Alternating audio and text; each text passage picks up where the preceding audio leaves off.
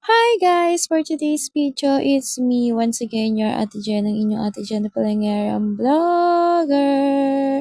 So buhay nanay serye tayo na kahit tayo ay may nararamdaman or merong maga sa aking mukha, kagaya nga niyan, dahil nga maga ang aking mukha dahil nga sa ngipin ko na yan. Ay naku, maipabunot na nga at ayan na nga.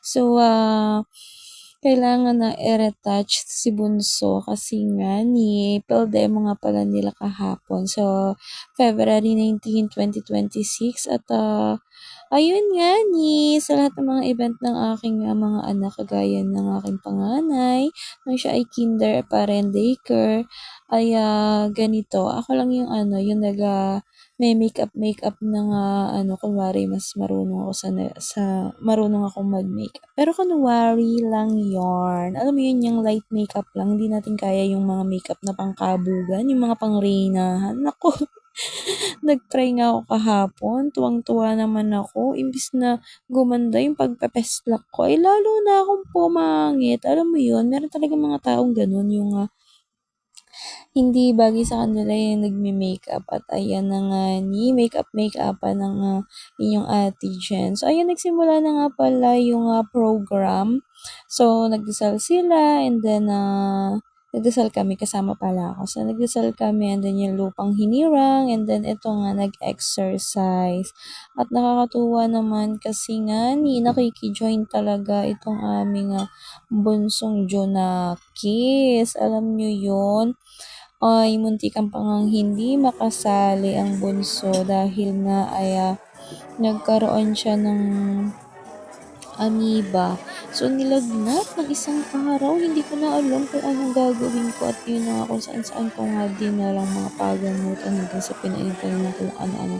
Merong mayroong may Orisol, may Ersoflora, alam mo yun. So, ito nga pala yung sa ano ba yan? Saan nga bang barangay yan? So, basta, yun ang kikit ng mga batang yan. Pero mo naman, effort, diba? Naka-costume pa. At ito na nga ito na yung tips ko sa mga kapoka nanay para hindi toyoin ng inyong anak while merong event. Pabayaan nyo lang na mag-enjoy-enjoy. O, diba? Kapag pagod na yan, titigil din yan. Hindi, charot.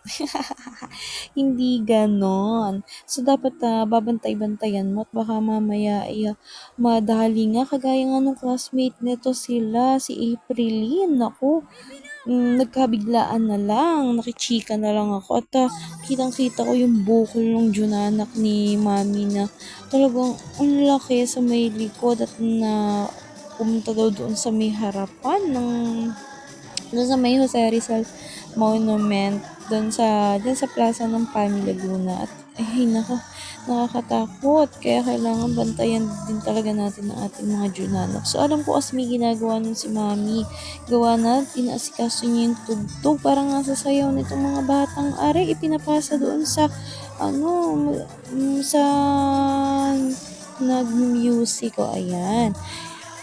Ay, baby namin. O, tingnan mo, pag ganun lang siya. Sobrang napaka-Pilipin niya na alam mo yun, yung parang hindi niya masyadong ginagalaw yung kanyang katawan, masyadong conservative. Ay, charot.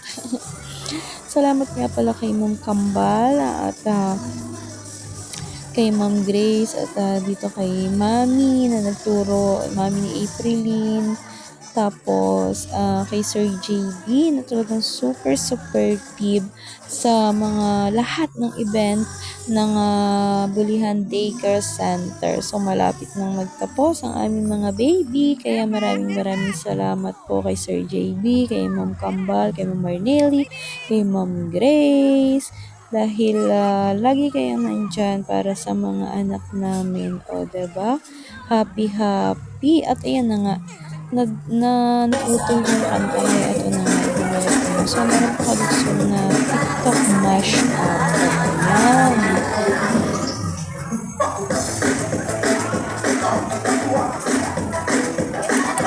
Nakakatuwa naman yung mga bata, diba? O, sayaw na sayaw. O, yung nakaupo, yung nagkabukol. So, hindi na ako nag-focus sa harapan kasi nandun sa likod yung tumbok ko, diba? So, pag binidyoan ko yung harap, ano nang makikita ng ama niya, kailangan talagang videohan kasi Nani. Hindi kasama si father niya dahil nga may work. So, hindi na lang at pumayag. Paiwad-iwad lang ako dun sa dulo.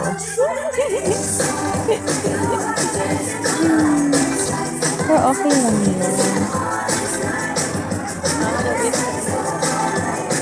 Hindi kasi talaga ito mahilig manood ng mga ganyan. Hindi kagaya ng Ate Ewell namin. Sa Ate Ewell namin, ay naku, napakagaling talaga ni sumayaw. Hindi naman sa, iba-iba talaga ang mga kagustuhan ng mga bata. Pero ngayon, si Ate Ewell, ay naku.